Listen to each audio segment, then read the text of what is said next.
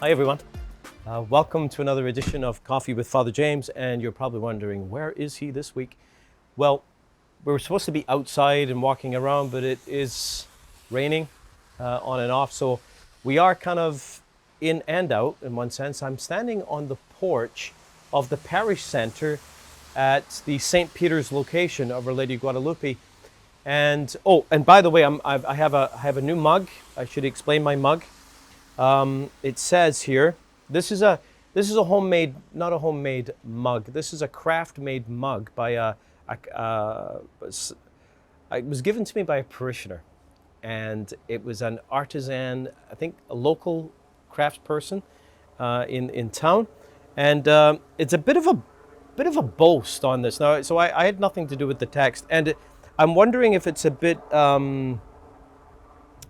early to make such a statement, but the mug says this: never underestimate a priest who survived live stream masses, empty pews, and the 2020-2021 pandemic. Now, I should point out that I haven't quite survived it yet, so you never know what's going to happen. So this is the mug, and I'm on the porch, as I said, of the parish center at the St. Peter's location. You can see the residence down below, and you can see the bell tower, and on the far side here you can see the school where I shot last week's video. And speaking of which, I seem to be making a lot of mistakes, a lot of little factual errors. I mentioned last week in the coffee video that the school was opened in the late 50s and operated as a Catholic school for 12-15 years. Well, the church was opened in 1962. I think the planning may have started in the late 50s, but the cornerstone was laid in 62. It was opened that fall for school. But you know, I found out this week that the parish only operated the school for 5 years. Isn't that crazy? They went through all the work of building a Catholic school building and only operated it as a parish school, initially as the high school, for 5 years. It was given to the city. It was continued to be called St. Peter's School, but the city operated it as a regular school. I think there may have been some Sunday school that was run with an agreement with the city at that time. But what struck me about that was, boy, I wonder what the planners thought about that. And think of the years they spent planning to build the school. They built the school as a high school. It would later, under the city, become a junior high school. But only 5 years, all that investment of time and energy for 5 years as a parish school. And the world had shifted. It was the 1960s. I mean, can you imagine telling anyone in 1962 what 1969 would look like? They wouldn't believe you. You'd think you're crazy. But the world around us had changed and transformed. The thing is that change is nothing new in the church. Change is nothing new for our parish. There was a very accelerated change in the 60s going forward, but change has always been with us. This very balcony I'm standing on, again, you may think this is an unusual architecture for a parish building, and it's true, because this present parish center is actually a joining together of 3 different buildings at different times.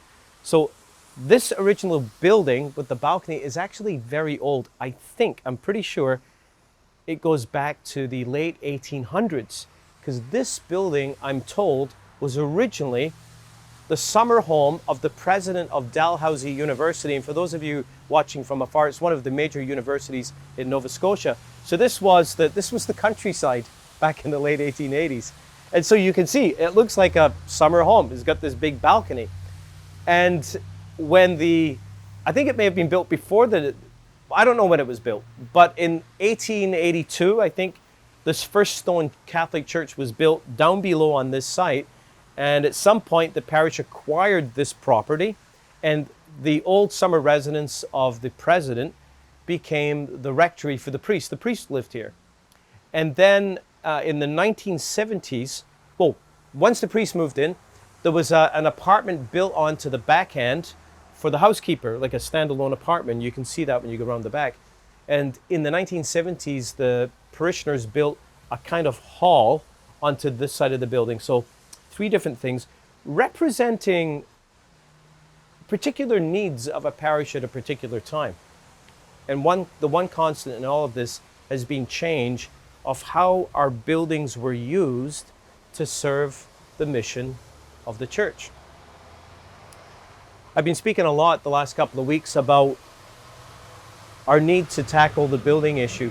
You've heard me say many times, I'm sure you're tired of it, but when you add up the different kind of units that we have in our parish, we have a total of 14 buildings and that's a lot of property to manage.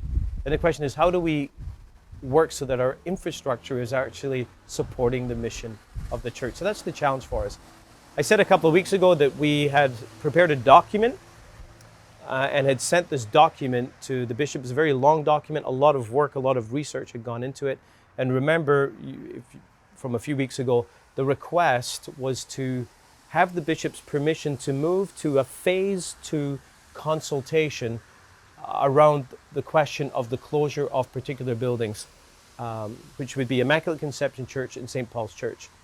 We couldn't even begin that formal conversation without the go-ahead from the bishop. Well, since submitting that report, the Archbishop has looked at it, the Council of Priests have looked at it, and they recommended to the bishop that we go ahead with phase 2. And just about a week and a half ago, I received a letter from the Archbishop saying that he gave the go-ahead to begin a formal process of listening and discussion. That he recognized that the plan had merit. The plan had merit. So what does that mean for us? Well, the Archbishop himself wants to come to our parish and announce the opening of this conversation. So in conversation with him, we've picked the best weekend that would fit our schedules is Thanksgiving weekend on the Sunday. I know that's maybe a bit frustrating for some, but October 10th, Sunday, October 10th, the Archbishop is going to come to our parish, to the St. Peter's location for the 9 a.m. and the 11 a.m. Mass, and he's going to preside and preach a homily. And he's going to formally announce that we're beginning this process. In the meantime, here's what we're going to do.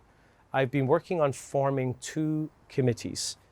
One committee is in charge of putting together a process of listening to parishioners who will be impacted by the closure of these buildings. And the goal is to have this committee to shape a process and to facilitate a process where we can listen to everyone who has something to say, everyone who has, regardless of whether you're in favor of this or against it, or we want to listen. We want to take time to listen to one another, because this is ultimately a question of loss. And when we talk about loss, we're talking about grieving. And so that's the job of this committee, to do a exercise of listening, to facilitate listening with parishioners. At the same time, I'm forming a committee that we're calling a kind of a dream team. Now, what do I mean by that? I mean a team that's going to help us to dream about our future, because the question of the closure of buildings, it's not simply that we're slowly dying and we're closing one thing at a time. No, we're, as you know from the document we produced, we have a bigger plan. We're talking about, undergoing a certain loss for the sake of a certain gain. We talked about the renewal of our building and adding on to this, the building at this location, a building that would be owned by all parishioners. And we would love all parishioners to come and be involved in a process where we begin to dream about exactly what that could be like. And that's going to involve a process, maybe several meetings, other types of consultation with parishioners. Here's what we're going to do. I really believe that these two consultations are two sides of the same coin. Two different sides. We have to pay attention to each side, but two sides of the same coin. Here's what we're planning on doing. And I don't want to preempt the work of the committee, but we don't have all the shape of it. But in general, here's our plan. That there will be a large open consultation meeting with regard to the question of Immaculate Conception Church and its closure, and a second one concerning the closure of St. Paul's Church. And I think my hope would be to have them mid-October, that we have them fairly close together. And after that, there'll be another 6 weeks or so where the team, and at times myself too, will be available to groups of parishioners who would like to meet and to discuss, and we'll make ourselves available. So that will last all the way through, perhaps to the end of November. We're hoping to get a report into the bishop by early December. While that consultation continues, we hope to then begin a series of meetings facilitated by this other committee to begin to invite our parishioners to think about what could a new building look like? What are the elements that would be inside? What are the values that this building should reflect? What is even the future that we're building for? Because remember, we don't want to look into the past. I think perhaps that's what the folks did in 1962. I don't know what they did, but all I know is that I'm sure they didn't go through all that work of building a school building for it to be turned over 5 years later. Perhaps they were thinking more of the way things were in the past as opposed to the way things would be in the future, and we need to build for the future. So I want to let you know that. We've got a long way to go. There's a lot of meetings that we're going to have, a lot of listening to one another. We will come out, communicate to you those dates as soon as we have them. But the first date you need to remember is Sunday, October the 10th. It's going to be the first visit of our bishop to our parish. Let's maybe make an effort, special effort, to be there Sunday mornings to give him a welcome. See, it's windy. I'm getting blown away here. So that's that. Another thing is weekday Mass. So as of this coming Wednesday, so Wednesday, the 1st of September, we're going to be moving Wednesday morning Mass back to 9 a.m. Now, I know you're saying, what? You just moved it to 12 noon. I know. But here's the thing.